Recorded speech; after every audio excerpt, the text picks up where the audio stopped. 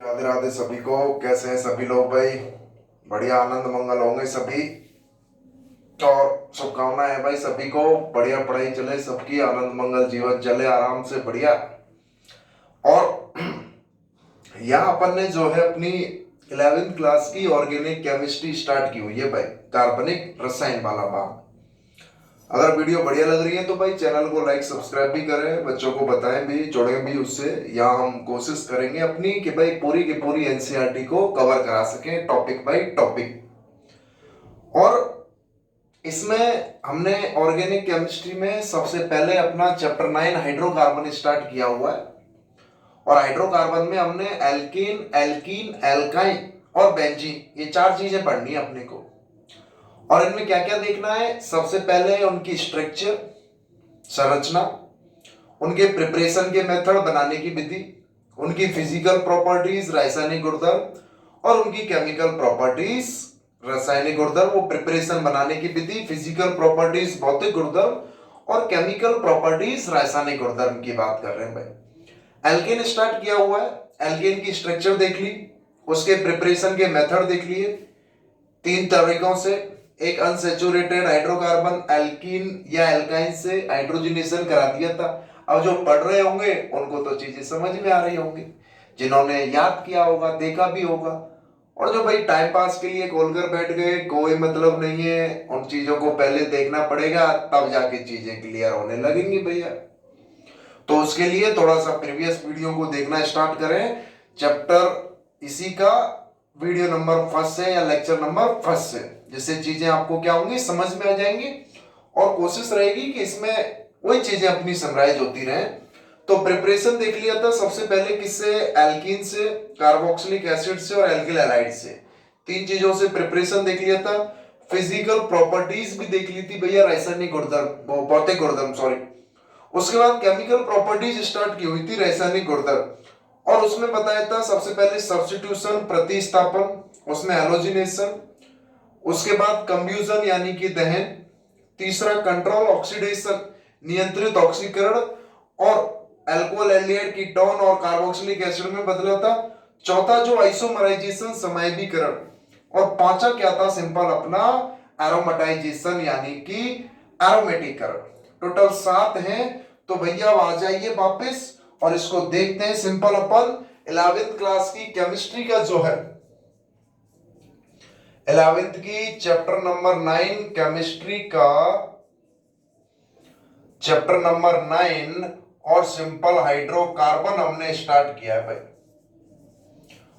और इस हाइड्रोकार्बन में जो है एल्कीन,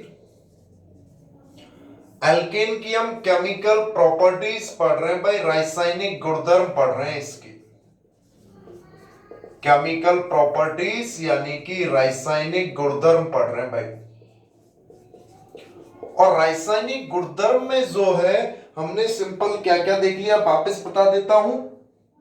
हैलोजिनेशन, सब्स्टिट्यूशन, कंब्यूजन दहन, कंट्रोल ऑक्सीडेशन, चौथा अपना सिंपल जो था आइसोमराइजेशन, समायवीकरण, और पांचवा एरोमेटाइजेशन, एरोमेटिकरण। और इसकी छठवीं जो है केमिकल प्रॉपर्टीज जो है, या 5 में यहां लिख देता हूं। सबसे पहले सब्स्टिट्यूशन, सब्स्टिट्यूशन में हैलोजिनेशन देख ली भाई। दूसरे नंबर की हमने कंब्यूजन यानी कि दहन देख लिया। तीसरा जो है कंट्रोल ऑक्सीडेशन,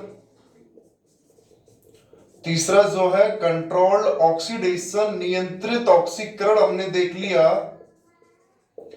नियंत्रित ऑक्सीकरण ये हमने देख लिया। और चौथा जो है हमने आइसोमराइजेशन, चौथा आइसोमराइजेशन यानी कि समायवीकरण भी हमने देख लिया भाई, समायवीकरण, समायवीकरण। और पांचवा जो है सिंपल एरोमेटाइजेशन, एरोमेटिकरण भी हमने देख लिया। एरोमेटाइजेशन यानी कि एरोमेटिकरण ये तो हम पढ़ चुके हैं भाई प्रीवियस वीडियो में। अब हम बात कर रहे हैं सिंपल किसकी, अपनी छठवीं रिएक्शन की, रिएक्शन विद स्टेम, भाप के साथ अभिक्रिया। एल्केन की रिएक्शन विद स्टेम, भाप के साथ अभिक्रिया की हम बात करते हैं। तो भाप के साथ डायरेक्ट क्वेश्चन भी आता है भाई कि स्टीम के साथ, भाप के साथ ये अभिक्रिया कैसे करते हैं एल्कीन। तो सिंपल, कोई भी एल्कीन है जैसे लाइक मीथेन है CH4, ये H2O vapour face, H2O vapour face यानी कि उसकी भापी अवस्था या वेपर फेस में ये अभिक्रिया कर रहा है कितने केल्विन टेम्परेचर पर, 1273 केल्विन टेम्परेचर पर, 1273 केल्विन टेम्परेचर पर। और निकल कैटालिस्ट की प्रेजेंस में क्या बना देगा, कार्बन मोनोऑक्साइड प्लस H2, यहां पर बैलेंस करने के लिए क्या लिख दूंगा 3H2। तो एल्केन जो है स्टीम भाप के साथ अभिक्रिया करके क्या बनाते हैं, कार्बन मोनोऑक्साइड। ये इनकी केमिकल प्रॉपर्टीज पढ़ रहे हैं भाई, कार्बन मोनोऑक्साइड, ये कार्बन मोनोऑक्साइड बनाते हैं और साथ में क्या निकाल देते हैं, hydrogen gas. High temperature 273 kelvin होता है 0 डिग्री सेल्सियस में, और 1273 का मतलब है 1000 डिग्री सेल्सियस। 1000 डिग्री सेल्सियस पर हाइड्रोजन गैस निकल जाएगी और कार्बन मोनोऑक्साइड बाहर निकलेगा। तो क्वेश्चन सीधा आ जाता है भाई, what happen when alkane react with vapour phase of water या स्टीम। आंसर बता दोगे, carbon monoxide plus hydrogen gas release करते हैं, इंपॉर्टेंट है भैया। और सेवेंथ जो प्रॉपर्टीज है अपनी, लास्ट पाइरोलाइसिस। लास्ट क्या है, पाइरोलाइसिस, जिसको हम बोलते हैं भैया तापीय अपघटन। समझ में आ रहा है, तापीय अपघटन यानी कि हाई टेम्परेचर, टेम्परेचर बढ़ाएंगे, तापमान बढ़ाएंगे, ब्रेकडाउन होना स्टार्ट हो जाएगा। एल्केन जो है वो एल्केन प्लस एल्कीन कॉन्स्टिट्यूट में अलग अलग हो जाएंगे, अलग अलग कार्बन चेन वाली, अलग अलग टेम्परेचर पर। कि सिंपल पाइरोलाइसिस यानी कि ब्रेकडाउन होना, पाइरोलाइसिस का मतलब ही क्या हो जाएगा, breakdown into more than one component. एक से ज्यादा कंपोनेंट्स में क्या हो जाएंगे, ब्रेकडाउन हो जाएंगे। कि एल्केन है उसको हाई टेम्परेचर पर, हाई टेम्परेचर पर उसका पाइरोलाइसिस कराएंगे, उच्च ताप पर। तो ये alkane plus alkene plus other substance, alkane plus alkene plus other substance यानी कि अन्य पदार्थ भी क्या कर देंगे, रिलीज कर देंगे। और ये जो है लोअर कार्बन एटम चेन होंगे। टोटल तो इसी के बराबर होंगे। जैसे मैंने एग्जांपल लिख दिया है पाइरोलाइसिस का ही, एक एग्जांपल लिखा भाई, हेक्सेन है C6H14, ये अपना भाई हेक्सेन है, क्या है, हेक्सेन। इसका पाइरोलाइसिस कराया 773 केल्विन पर। तो ये अलग अलग फ्रेगमेंट में टूट गया, एक बार C6H12 प्लस H2 में, एक बार जो है सिंपल C4H8 प्लस C2H6 में, एक बार C3H6 plus C2H4 plus CH4। Total carbon और हाइड्रोजन तो उतने ही रहेंगे, उनमें कोई चेंज नहीं होगा भाई। टोटल कार्बन और हाइड्रोजन तो उतने ही रहेंगे, उनमें कोई चेंज नहीं होगा। ये देखो 6 कार्बन 14 हाइड्रोजन, 6 कार्बन 12 और 2 14 हाइड्रोजन, 4 और 2 6, 8 और 6 14, 3 और 2 5 और 1 6, 6 और 4 10 और 4 14 हो गए, 14 हो गए।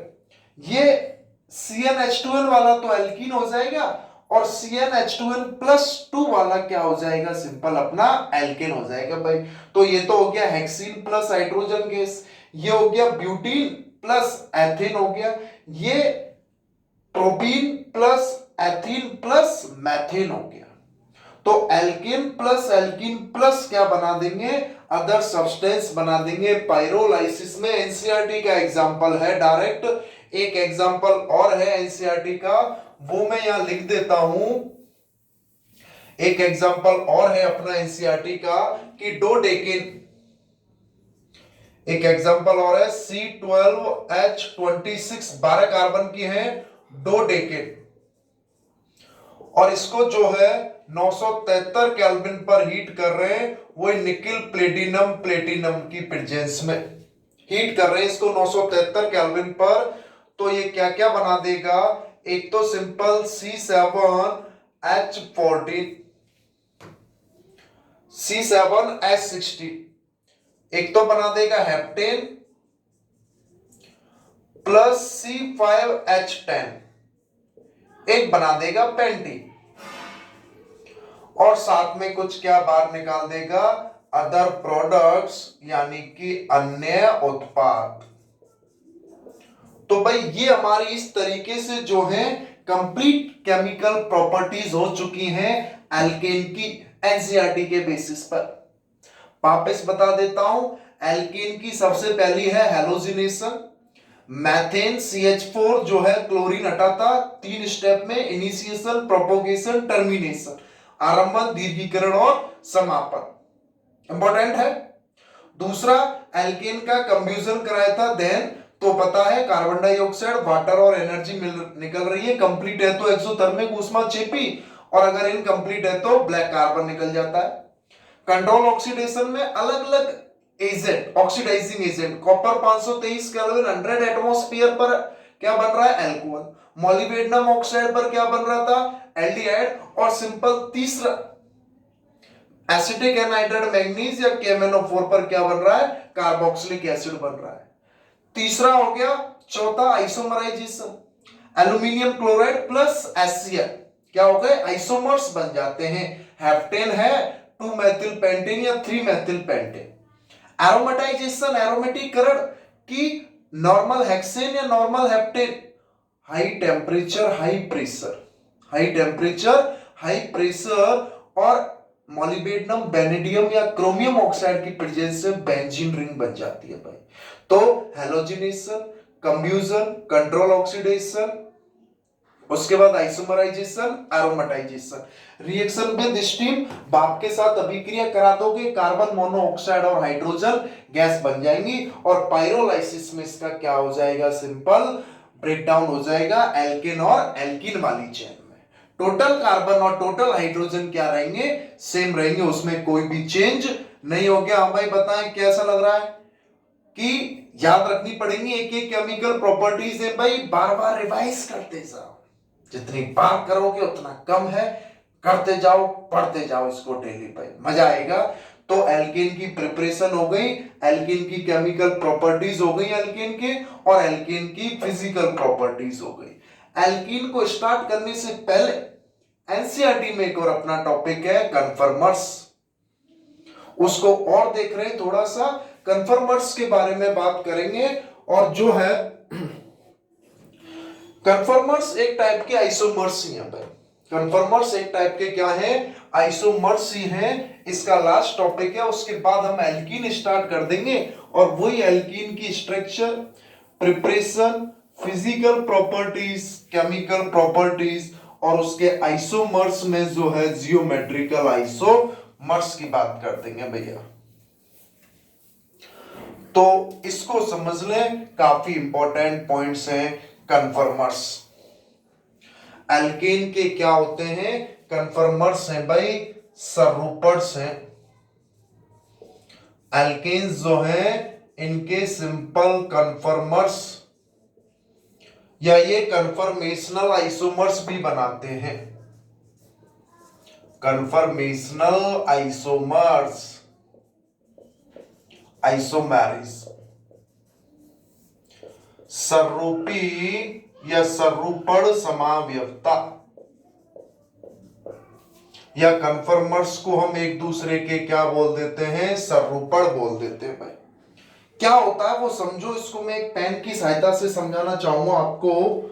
इस तरीके से मैं ले लेता हूं ये 3 4 5 6 पेन जो भी मिल जाए मुझे, कि आपको पता है भाई कार्बन कार्बन के बीच में सिंगल बॉन्ड होता है, ये कार्बन है और एक ये भी कार्बन है, इसके बीच में क्या है, कार्बन कार्बन के बीच में सिंगल बॉन्ड होता है एल्कीन में। और यहां बचे हुए 3 बॉन्ड जो है उनके साथ तीनों हाइड्रोजन भी हो सकता है या और कोई ग्रुप भी हो सकता है। तो कन्फर्मर्स एक टाइप के आइसोमर्स ही हैं, समावयवी हैं, जिनमें उनका केमिकल फॉर्मूले में तो कोई चेंज नहीं होगा। चेंज किस में होगा? सिंपल उनकी स्ट्रक्चर में। तो स्ट्रक्चर में चेंज कैसे हो रहा है कि मान के चले ये कार्बन है और sp3 हाइब्रिडाइजेशन होता है, ये 3 कार्बन जो है, कार्बन से ये 3 हाइड्रोजन इस तरीके से यहां जुड़े हुए हैं भाई, ठीक है। और इसी तरीके से यहां ये जुड़े हुए हैं, ये कार्बन से ये 3 हाइड्रोजन जुड़ गए, एथेन है तो प्रोपेन है तो कार्बन कार्बन एक CH3 ग्रुप हो जाएगा। अभी 3 हाइड्रोजन इधर जुड़े हुए हैं और 3 हाइड्रोजन इधर जुड़े हुए हैं, इधर में एक साथ नहीं जोड़ सकता, इसलिए एक बार इसको ऐसे कर दिया और एक बार इसको ऐसे कर दिया। अब ये जो सिंगल बॉन्ड है, ये जो सिंगल बॉन्ड जो है वो समझना इसी तरीके से यहां पर ये कार्बन भी है, इधर हाइड्रोजन है, इधर हाइड्रोजन है और इधर हाइड्रोजन है, ठीक है। तो इमेजिन करने की कोशिश करना कि कार्बन कार्बन सिंगल बॉन्ड है, इसमें फ्री रोटेशन होता है, मुक्त घूर्णन होता है। अगर इसको फ्रंट कार्बन मानूं, इसको बैक कार्बन मानूं, तो इसके हाइड्रोजन तो एग्जैक्ट ऐसे ही रहेंगे कि भाई ये हाइड्रोजन इधर है इस प्रकार से, ये इधर है, ये इधर। अब इन दोनों हाइड्रोजन के बीच में बॉन्ड एंगल क्या है? 0। सिंगल बॉन्ड में रोटेशन हुआ और आप समझे ये किस तरीके से सिंपल जो है रोटेट कर रहा है या नहीं कर रहा है। तो इस हाइड्रोजन और इस हाइड्रोजन के बीच में क्या होता जा रहा है? बॉन्ड एंगल चेंज होता जा रहा है। क्या चेंज होता जा रहा है? बॉन्ड एंगल चेंज होता जा रहा है और इस तरीके से इसके इन्फिनाइट आइसोमर्स बन जाते हैं। क्या बन जाते हैं? इनके इन्फिनिट आइसोमर्स बन जाते हैं, जिनको हम क्या बोल देते हैं? कन्फर्मर्स बोल देते हैं। जिनको हम क्या बोल देंगे? कन्फर्मर्स, सरूपण बोल देंगे। वापस समझे कि ये कार्बन कार्बन के बीच में सिंगल बॉन्ड है, 3 हाइड्रोजन लगे हुए हैं, एथेन है तो, और 3 हाइड्रोजन इस प्रकार यहां ऐसे लगे हुए। पहले इन दोनों के बीच में बॉन्ड एंगल 0 है, फ्री रोटेशन हुआ, इसके बीच में धीरे धीरे 0 डिग्री, 1 डिग्री, 1.2 डिग्री ये चेंज होता जा रहा है और क्या बनते जा रहे हैं? कन्फर्मर्स बनते जा रहे हैं, जो इन्फिनिटी हो जाएंगे भैया। और 2 ही टाइप के हो सकते हैं अगर सेम है तो, एक तो 0 डिग्री और एक 60 डिग्री। एक ये मैक्सिमम 0 डिग्री वाला और मिनिमम 0 डिग्री वाला और मैक्सिमम 60 डिग्री वाला। तो इन्हीं की फॉर्म्स को रिप्रेजेंट कैसे किया जाता है, वो उसके 2 रिप्रेजेंटेशन है और उसके कौन कौन से कन्फर्मर्स बन सकते हैं उसकी हम यहां बात करेंगे भैया। देखें सिंपल कि कन्फर्मर्स जो हैं एक टाइप ऑफ आइसोमर्स ही है, टाइप ऑफ आइसोमर्स ही है, समावयवता के प्रकार ही हैं भाई। टाइप ऑफ आइसोमर्स ही है, समावयवता के क्या है? प्रकार ही हैं कि इसमें कार्बन कार्बन के मध्य जो सिंगल बॉन्ड है, कार्बन कार्बन के मध्य जो सिंगल बॉन्ड है उसमें फ्री रोटेशन होता है। कार्बन कार्बन के मध्य जो सिंगल बॉन्ड है उसमें फ्री रोटेशन होता है, यानी कि मुक्त घूर्णन होता है। और इस मुक्त घूर्णन की वजह से बॉन्ड एंगल चेंज हो जाते हैं। इस मुक्त घूर्णन की वजह से क्या चेंज हो जाते हैं? बॉन्ड एंगल अभी जो बताया है, बंद कोण चेंज हो जाते हैं, बॉन्ड एंगल चेंज हो जाते हैं। इतनी तो भाई नालायको हिंदी वालों, इतनी तो इंग्लिश समझ लेना कि बॉन्ड एंगल का मतलब क्या है? बंद कोण है, वो चेंज हो जाते हैं, यानी कि परिवर्तित हो जाते हैं। अब इनको समझने के लिए पहले इनके 2 टाइप के निरूपण हैं या रिप्रेजेंटेशन या नोटेशन है। 2 टाइप के क्या हैं? 2 type representation of conformers. 2 type representation of conformers. 2 type representation of conformers. 2 type के जो हैं रिप्रेजेंटेशन है, प्रदर्शन है इन कन्फर्मर्स के। पहला तो क्या है? सिंपल साहार्स रिप्रेजेंटेशन। साहार्स रिप्रेजेंटेशन, साहार्स निरूपण की हम बात कर रहे हैं भाई। साहार्स रिप्रेजेंटेशन यानी कि साहार्स निरूपण की बात करें तो इसमें जो एल्केन है, ये कार्बन कार्बन के सिंगल बॉन्ड को इस तरीके से एक तिरछी लाइन के द्वारा दर्शा दिया जाता है भाई, और इनसे जुड़े जो भी समूह हैं उनको इस तरीके से दर्शा दिया जाएगा। अगर हाइड्रोजन होंगे तो हाइड्रोजन, और कोई मेथिल ग्रुप है, एथिल ग्रुप है, तो ये हो जाएगा, जैसे इसमें एथेन की बात कर लूं मैं, CH3 तो ये H H H H H और ये भाई H हो गया। और एक दूसरा रिप्रेजेंटेशन है, कौन सा? न्यूमान्स प्रोजेक्शन, न्यूमान्स प्रोजेक्शन, न्यूमान निरूपण। ये बहुत ही ज्यादा इंपॉर्टेंट है भैया, वेरी वेरी इंपॉर्टेंट। न्यूमान्स प्रोजेक्शन की हम बात करते हैं, जैसे इसी में मैंने क्या लिखा है, CH3 एक कार्बन को फ्रंट कार्बन मान लो और एक कार्बन को बैक कार्बन मान लो। फ्रंट वाले को इस सर्किल्स, एक को इस बिंदु से दर्शा दें, पॉइंट से, और एक को किससे दर्शा दो? सर्किल से। और सिंपल ट्राइगोनल प्लेनर इनके तीनों के तीनों जो साइड एटम है उनको दिखा दो कि इस कार्बन से तीन समूह जो भी जुड़े हुए हैं, हाइड्रोजन है तो हाइड्रोजन, और मैथिल होगा तो उसमें मैथिल भी जोड़ूंगा, तो इससे क्या जुड़े हुए हैं? H H H। और इससे भी क्या जुड़े हुए हैं? H H और ये सिंपल H। तो ये तो नोटेशन हो गया। जैसे मान के चलो मुझे किसका लिखना हो, प्रोपेन का नहीं ब्यूटेन का लिखना हो भाई। ब्यूटेन क्या है? CH3 CH2 CH2 और CH3 है भाई। अब दो मिडिल वालों को, एक को फ्रंट बोल दो और एक को बैक बोल दो। ये फ्रंट हो गया, ये बैक हो गया। इधर इसको लिखा CH3, एक CH3 जुड़ा हुआ है, इससे दो H जुड़े हुए, इससे भी एक CH3 जुड़ा हुआ है और दो क्या जुड़े हुए हैं? H जुड़े हुए हैं। अभी तो मैंने केवल इनको रिप्रेजेंट किया है, अभी तो मैंने केवल इनको क्या किया है? रिप्रेजेंट किया है कि कैसे सिंपल इसका हम क्या कर सकते हैं? प्रदर्शन कर सकते हैं। अभी तो इनके कन्फर्मर्स देखेंगे, जो अभी मैंने आपको स्टाइल बताई थी कि उससे इन्फिनाइट कन्फर्मर्स बन सकते हैं, सिंगल बॉन्ड में चेंज होता है और उससे कन्फर्मर्स बनते हैं। और ये कन्फर्मर्स जो हैं इन्फिनाइट कितने भी हो सकते हैं, क्योंकि मैं किसी भी तरीके से जो है अनंत हो सकते हैं, किसी भी तरीके से मैं एक एक पॉइंट पॉइंट पॉइंट 0 1.1 1 2 3 उसके बॉन्ड एंगल्स में क्या करता जाऊंगा? चेंज करता जाऊंगा भाई। तो अभी तो मैंने दो तरीके बता दिए उसको रिप्रेजेंट करने के, साहॉर्स और न्यूमान्स प्रोजेक्शन। अब इनके कन्फर्मर्स देख लेंगे कि भाई किस तरीके से इनको रिप्रेजेंट किया जाएगा। इसको लिख लें भाई सभी अच्छे तरीके से। बात समझ में आ रही हो तो भाई बताएं, कमेंट्स करें, कुछ ना कुछ बताते जरूर रहें। ऐसा नहीं होना लाइक को सोने लग जाए भैया, सोओगे तो दिक्कत हो जाएगी। देखें आगे अपन बात करते हैं, इसके कन्फर्मर्स की दो फॉर्म्स होती हैं, एक एक्लिप्स फॉर्म और एक जो है अपनी स्टैगर्ड फॉर्म। दो फॉर्म है इसकी कन्फर्मर्स की।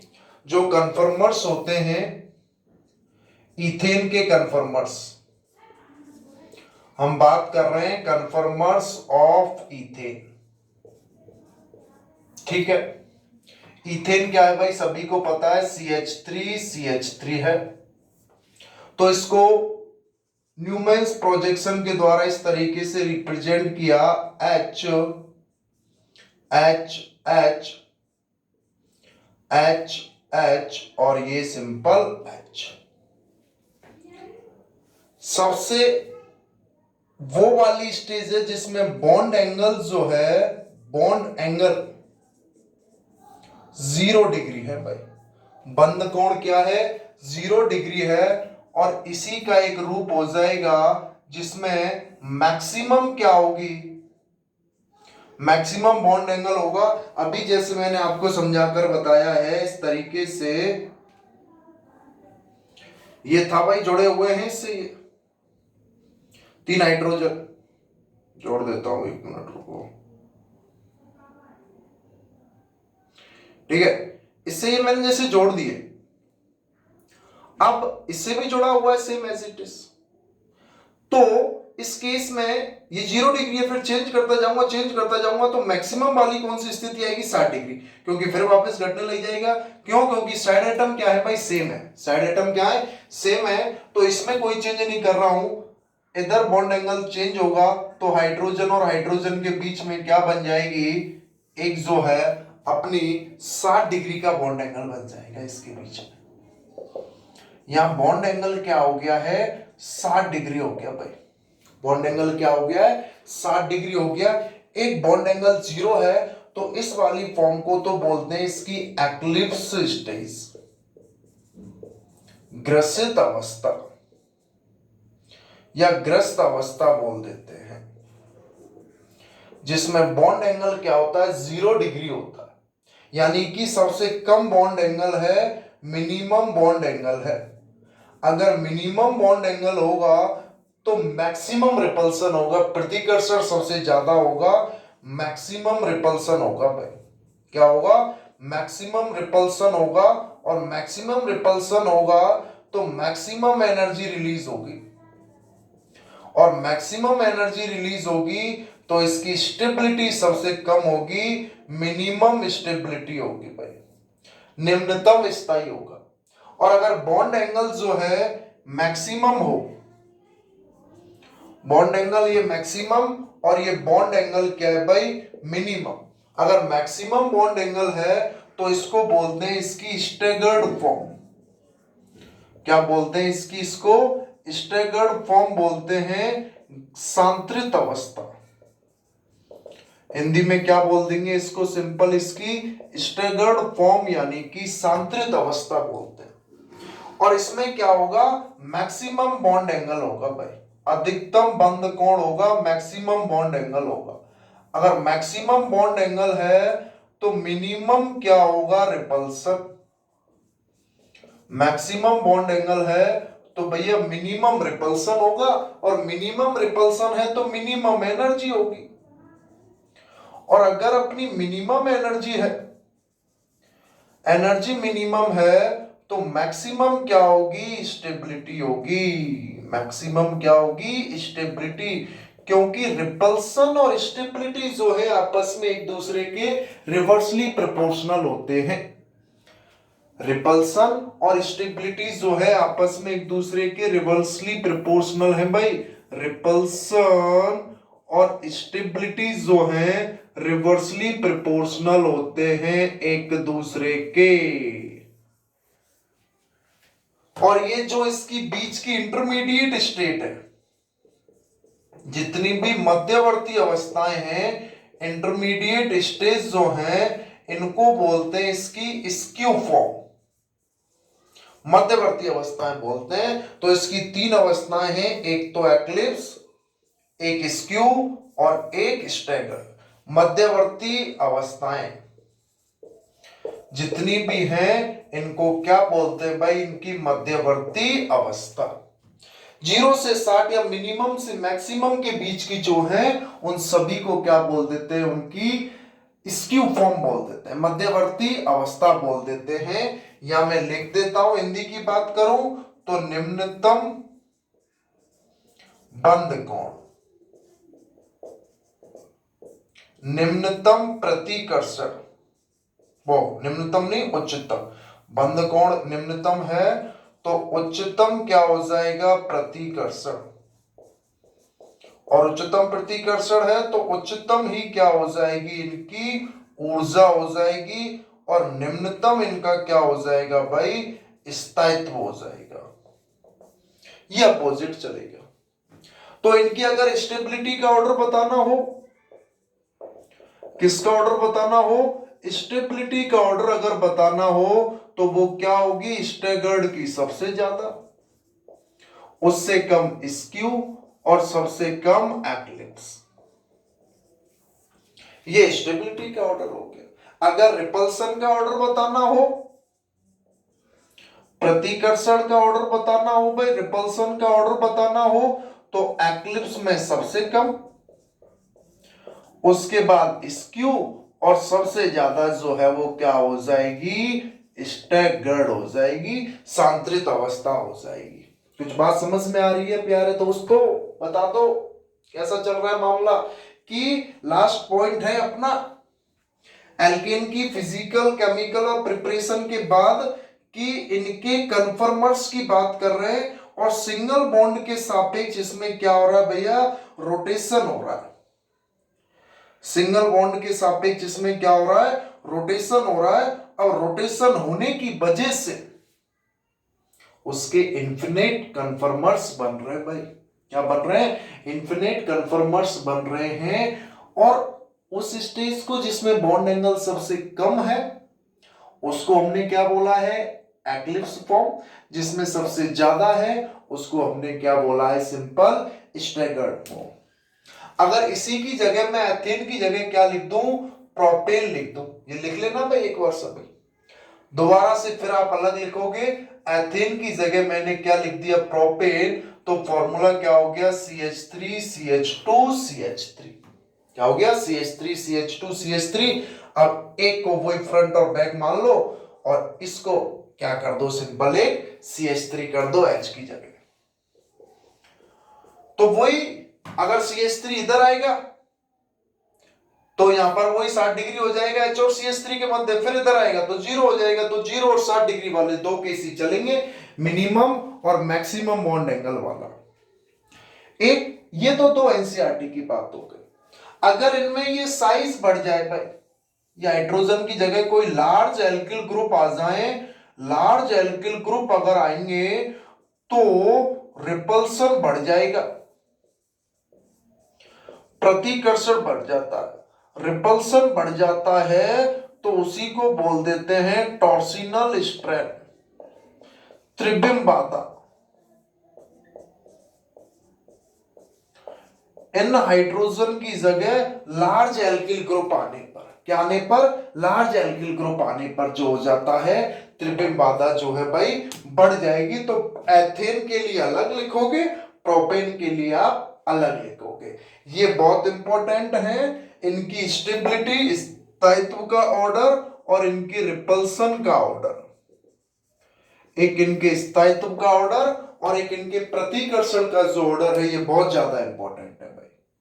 अब आ जाओ, ये तो एनसीईआरटी तक की बात हो गई। एक ब्यूटेन वाला और देख लेते हैं एक्स्ट्रा, जो कि फाउंडेशन में भी आता है और बोर्ड वाले बच्चों को भी जो है वो क्या भी पता होना चाहिए। लिख लेना, वीडियो पॉज करके सब कुछ, बिना लिखे कुछ नहीं होगा भाई। जितना ज्यादा आप लिख लिख कर काम करोगे, केमिस्ट्री के केस में नहीं, किसी के भी केस में चीजें तभी आनंद में होंगी, तभी मजा आएगा भाई। आ जाओ देखते हैं अपन आगे किसकी बात कर लेते हैं, ब्यूटेन के कन्फर्मर्स की ओर बात कर लेते हैं। चार बनेंगे भाई, conformers of butane, conformers of butane.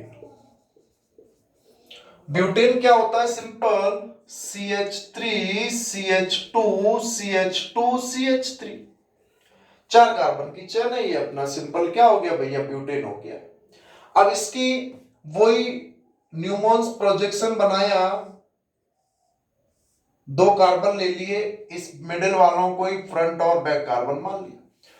तो इस एक कार्बन से दो हाइड्रोजन जुड़े हुए हैं, एक CH3, और इससे भी दो हाइड्रोजन और एक CH3। तो यहां इससे एक CH3 जोड़ दिया, दो हाइड्रोजन जोड़ दिया, और फ्रंट वाले से भी क्या जोड़ दिया, एक CH3 जोड़ दिया और दो हाइड्रोजन जोड़ दिए भाई।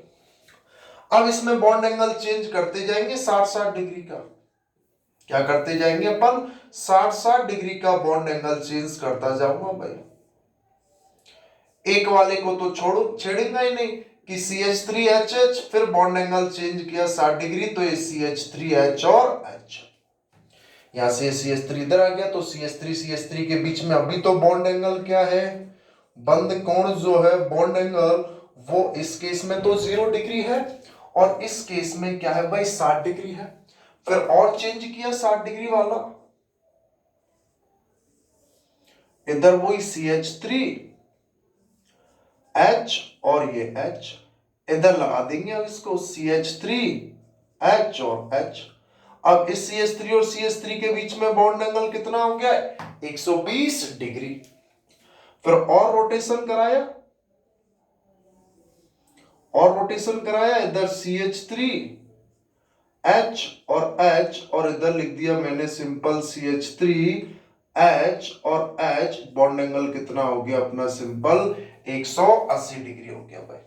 रोटेशन करा रहे, इसमें गुणन कराते चल रहे हैं भैया। रोटेशन, सिंगल बॉन्ड का रोटेशन चल रहा है। रोटेशन जो है वो किसका चल रहा है भाई? अपने सिंगल बॉन्ड का रोटेशन चल रहा है सिंपल। यहां भी क्या चल रहा है? सिंगल बॉन्ड रोटेशन, एकल बंद गुणन चल रहा है 60-60 डिग्री। तो इसमें तो सबसे कम मिनिमम रिपल्सन है, तो इसको तो बोलते हैं इसकी एक्लिप्स फॉर्म। क्या बोलेंगे इसको? इसकी एक्लिप्स फॉर्म, यानी कि ग्रसित अवस्था। और जिसमें सबसे ज्यादा बॉन्ड एंगल है, सबसे कम रिपल्सन है, उसको क्या बोलते हैं? उसकी स्टैगर्ड फॉर्म, जिनकी प्रॉपर्टीज हमने अभी बताई। इस 60 डिग्री वाले को बोल देते हैं उसकी गाउचे फॉर्म। क्या बोल देते हैं? गाउच फॉर्म, GAUCHE, इसकी बोल देते हैं, इसको गाउच फॉर्म बोल देते हैं भाई, गाउच अवस्था। और 120 डिग्री वाली क्या हो जाएगी? Simple partially eclipse. Partially eclipse यानी कि आंशिक ग्रसित। ये सांत्रित हो गई, और ये सिंपल अपनी क्या हो गई है? ग्रसित अवस्था हो गई है। तो ये ब्यूटेन की अपनी 4 कन्फर्मर्स हो गए भाई। किस तरीके से कि 0 डिग्री, 60 डिग्री, 120 डिग्री और 180 डिग्री। वही maximum bond angle, minimum repulsion, maximum stability. Minimum bond angle, maximum repulsion, maximum energy, minimum stability. तो दो का ही ऑर्डर देखें अगर, किस किस का? एक तो रिपल्सन का ऑर्डर, और एक जो है स्टेबिलिटी का ऑर्डर। एक रिपल्सन का ऑर्डर देखेंगे और एक स्टेबिलिटी का ऑर्डर देखूं। इनको नाम दे देता हूं, ये ए है, ये बी है, ये सी है, और ये अपनी सिंपल क्या है? डी है। तो भाई सबसे ज्यादा स्टेबिलिटी तो किसकी रहेगी? डी की रहेगी। या उल्टा ही करना है, सबसे कम रिपल्सन तो किसका रहेगा? स्टैगर्ड का रहेगा, डी का रहेगा। सबसे कम रिपल्सन जो है किसका रहेगा? सबसे कम रिपल्सन जो है किसका रहेगा? डी का रहेगा। CH3 120 डिग्री का एंगल है या नहीं है। और सबसे ज्यादा रिपल्सन किसका रहेगा? ए का रहेगा। CH3 है भाई। अब इन दोनों की बात कर लो, इसमें तो 60 डिग्री है, इसमें 120 डिग्री है। तो बॉन्ड रिपल्सन जो है सबसे ज्यादा तो भाई किसमें था? ए में था। उसके बाद किसमें आ जाएगा? सी में। उससे कम किसमें आएगा? बी में। और फिर सबसे कम किसमें आ जाएगा? डी में। क्योंकि यहां है तो 0 डिग्री ही, पास पास तो है, और यहां दूर दूर है। तो सबसे कम किसमें? स्टैगर्ड में। उसके बाद किसमें है? गाउसियन में। उसके बाद किसमें? पार्शियली एक्लिप्स में। और उसके बाद किसमें हो जाएगा? इस एक्लिप्स में।